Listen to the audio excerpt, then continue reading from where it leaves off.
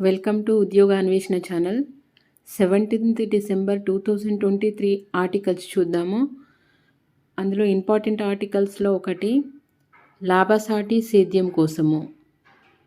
వ్యవసాయము అనేది లాభం తక్కువ వస్తుంది, పెట్టుబడి ఎక్కువ అవుతుంది. ఎందుకంటే ఆధునీకరణ యంత్రాంగం ఉపయోగించుకుంటే దిగుబడి అనేది పెరుగుతుంది. ఆహార భద్రత కూడా తగ్గిపోతుంది. ప్రపంచం మొత్తంలో చూసినా ఆహార భద్రత తగ్గడానికి గల కారణము వాతావరణంలోని మార్పులు. ఇంకొకటి అభివృద్ధి చెందని దేశాల్లో యాంత్రీకరణ వ్యవసాయంలో ఉపయోగించుకోకపోవడము. భారతదేశంలో చూస్తే యాంత్రీకరణ కొంతవరకు ఉపయోగిస్తున్నప్పటికీ పెద్ద మొత్తంలో యాంత్రీకరణ ఉపయోగించట్లేదు. అంటే ఉత్తరప్రదేశ్, పంజాబ్, హర్యానా ఇలాంటి రాష్ట్రాల్లో యాంత్రీకరణ ఎక్కువగా ఉపయోగిస్తున్నారు. ఎందుకంటే హరిత విప్లవం వచ్చినప్పుడు పంజాబ్ అండ్ హర్యానాలో నీటి వసతులు ఎక్కువ ఉన్నాయి కాబట్టి అక్కడే తీసుకురావడం జరిగింది. సో కొంచెం ముందంజలో ఉంటాయి ఆ రాష్ట్రాలు. అదే ఈ ఈశాన్య రాష్ట్రాల్లో హరిత విప్లవం ఎక్కువగా సాగు నీరు ఉన్న దగ్గరే హరిత విప్లవంకి ఎక్కువగా ఉపయోగించారు. కానీ ఈశాన్య రాష్ట్రాల్లో యాంత్రీకరణ తక్కువ, ప్లస్ సన్నకారు, చిన్నకారు రైతులు భారతదేశంలో ఎక్కువ మంది ఉండడం వల్ల యాంత్రీకరణ ఉపయోగించడానికి పెద్ద మొత్తంలో ఖర్చు చేయవలసి వస్తుంది. అదే కాకుండా వాళ్ళకు అవగాహన రాహిత్యం కూడా ఉంటుంది. దానికి అధిగమించాలంటే ఎక్కువగా ప్రైవేటు ప్రభుత్వ పార్ట్నర్షిప్ భాగస్వామ్యంతో ఎంతైనా వ్యవసాయంలో యాంత్రీకరణను ఉపయోగించేటట్టుగా ప్రోత్సహించవలసిన అవసరం ఉంది. చూద్దాం ఈరోజు ఆర్టికల్. అభివృద్ధి చెందిన దేశాలు చాలా పంటల్లో 100% యాంత్రీకరణను సాధించాయి.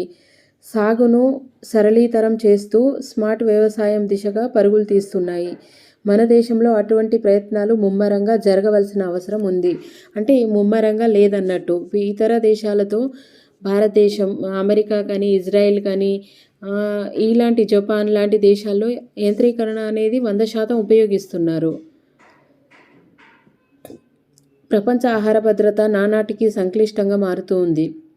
వాతావరణ మార్పుల వల్ల వ్యవసాయ దిగుబడులు తగ్గుముఖం పడుతున్నాయి. ఈ క్రమంలో ఉత్పత్తులు పెంపే లక్ష్యంగా అనేక దేశాలు, సంస్థలు కృషి చేస్తున్నాయి. డేటా అనాలిటిక్స్, రోబోటిక్స్, కృత్రిమ మేధ AI వంటి ఆధునిక సాంకేతికతల ద్వారా పనిచేసే వ్యవసాయ ఉపకరణలను అందుబాటులోకి తెస్తున్నాయి. ఖర్చులను తగ్గించుకోమని ఉత్పాదకను పెంచుకోవడంలో అవి కీలకంగా మారుతున్నాయి. విత్తనోత్పత్తి కోసము పండించే పంటల్లో అధిక భాగము పరాగ సంపర్కంపైనే ఆధారపడి ఉంటాయి. ఈ ప్రక్రియలో తేనెటీగలు, ఇతర కీటకాలదే కీలక పాత్ర.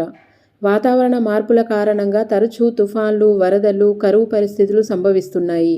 వీటికి తోడు పురుగుల మందు, పీచికారి పెరగడం వల్ల ఆవాసాలు కోల్పోయి తేనెటీగలు, కీటకాలు కనుమరుగవుతున్నాయి.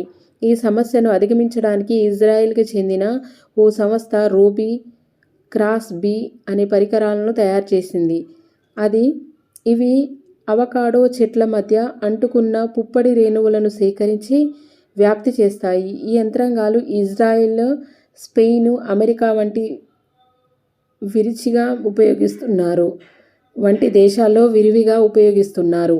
అంతేకాదు వీటి వల్ల ఆ పండ్ల ఉత్పత్తి 30% వరకు మెరుగుపడుతున్నట్టుగా చెప్తున్నారు.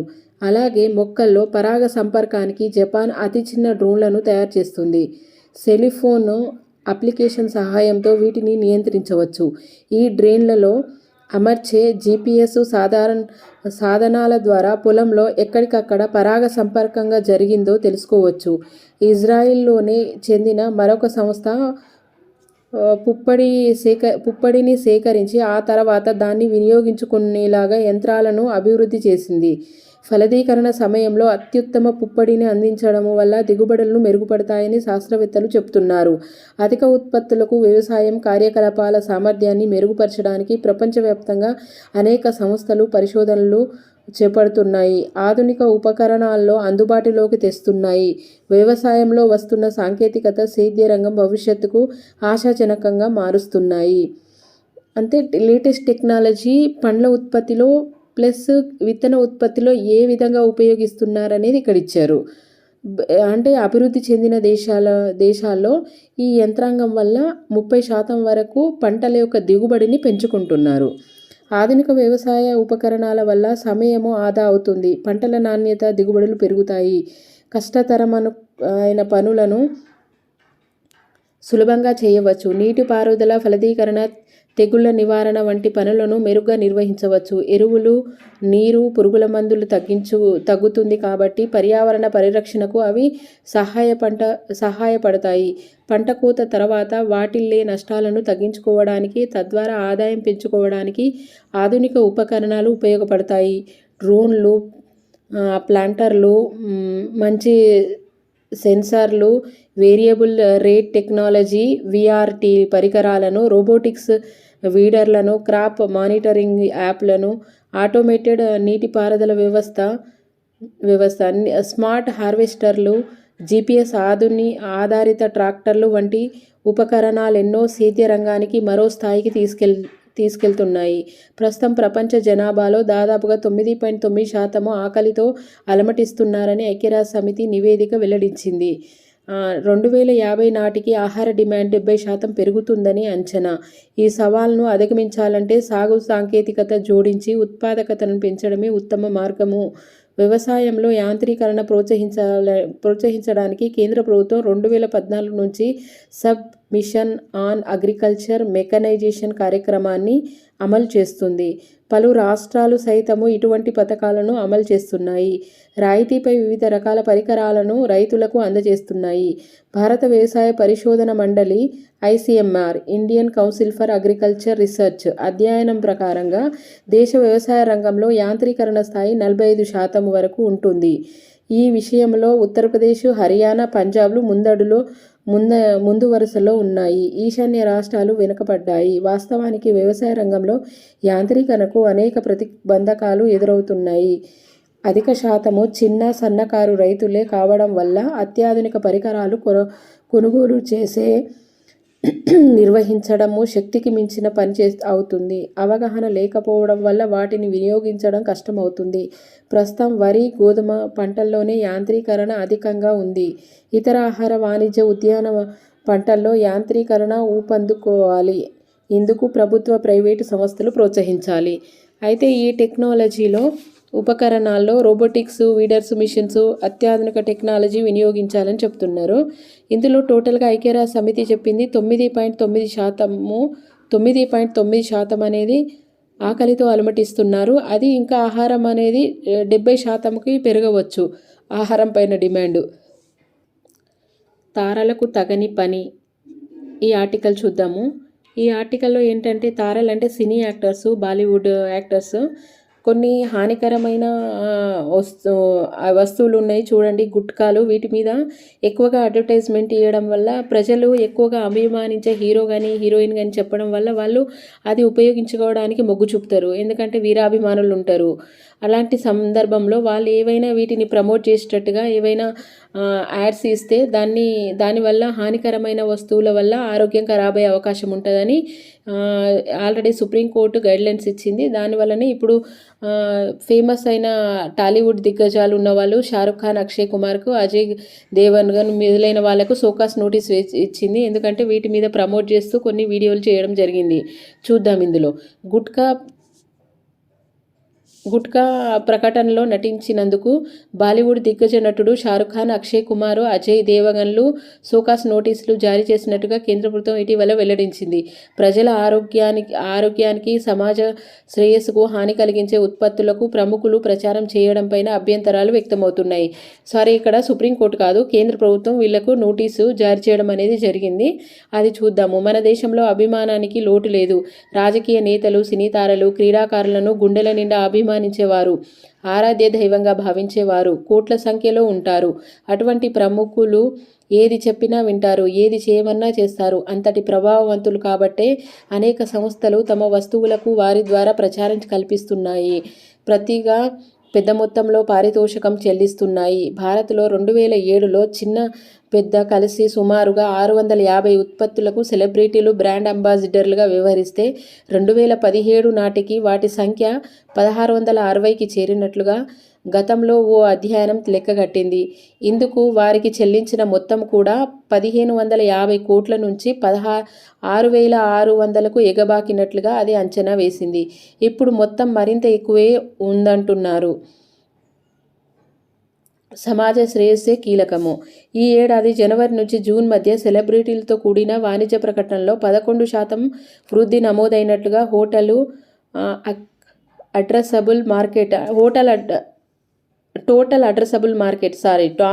అడ్రసబుల్ మార్కెట్ టామ్ నివేదిక వెల్లడించింది.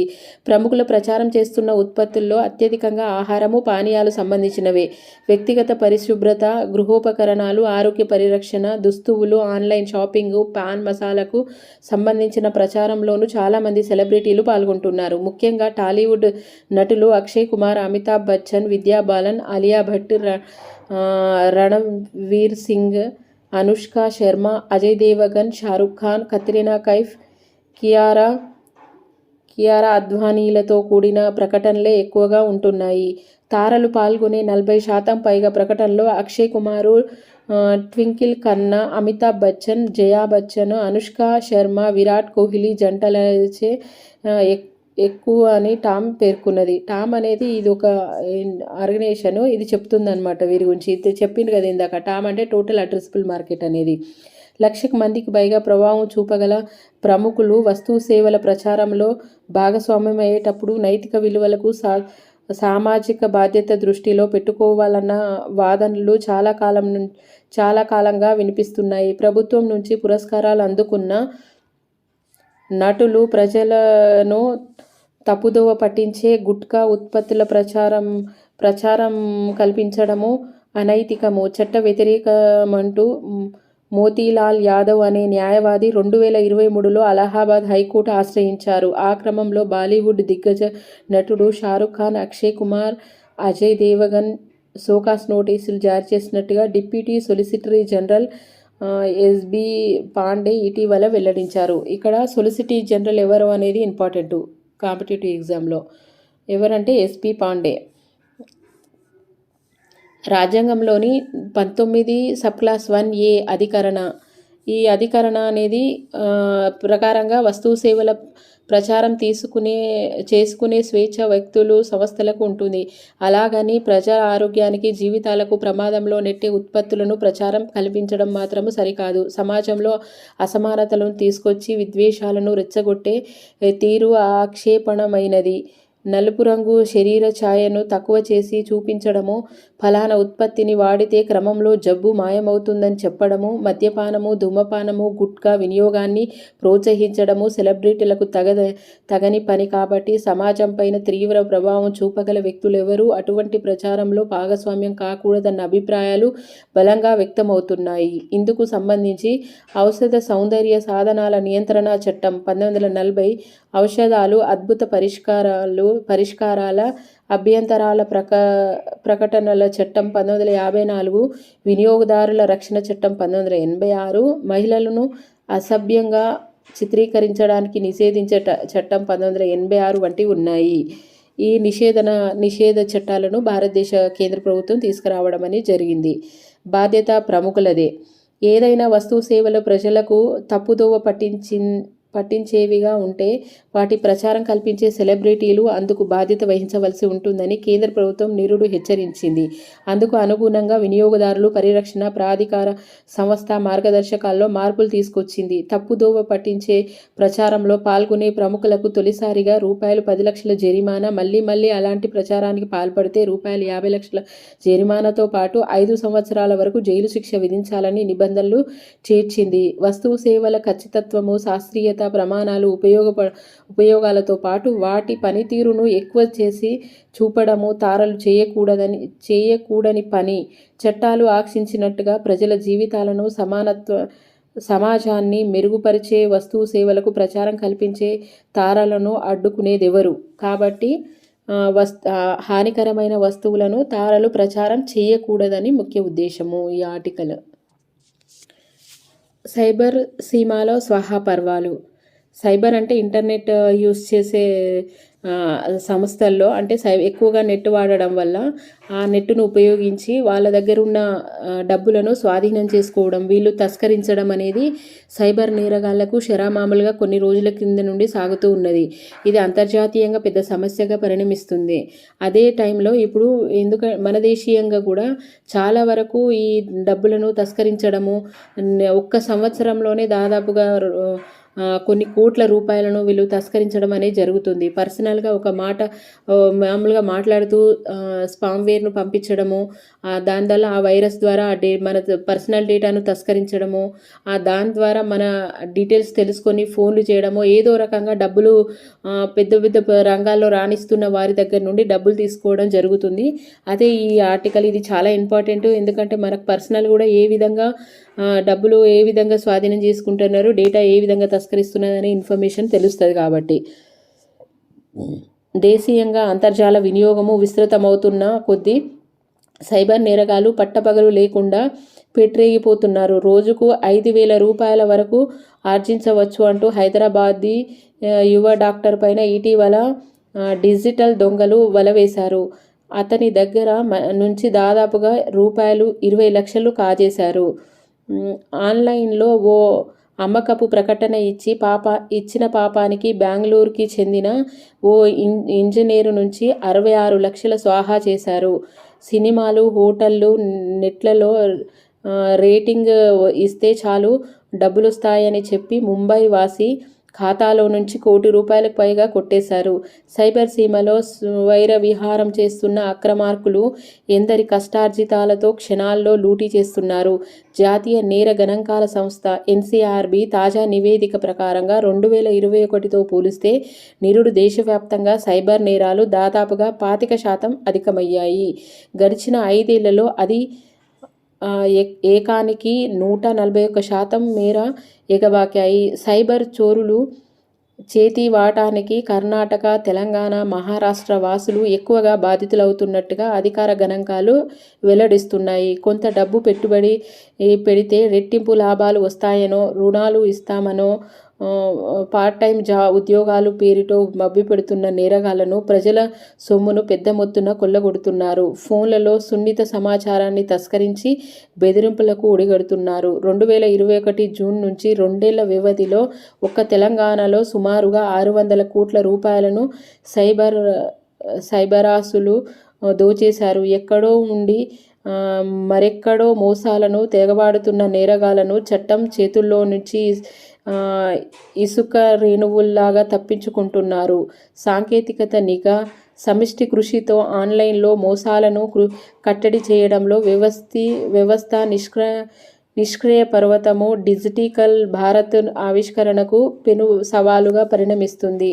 అంటే ఎక్కడో ఉండి ఇక్కడున్న మన అకౌంట్లో డబ్బులు తీసుకోవడము, టెక్నిక్గా కొన్ని అడ్వర్టైజ్మెంట్లు ఇచ్చి మీకు జాబ్ ఇస్తామనో, మీకు ఇది డబ్బులను వడ్డీతో ఎక్కువ డబ్బులు చేసుకోవచ్చనో చెప్పి మన డేటాను తస్కరించి మన దగ్గర నుండి డబ్బులు తీసుకుని స్వైర విహారం చేస్తున్న నేరగాలు ఈ సైబర్ నేరగాలు.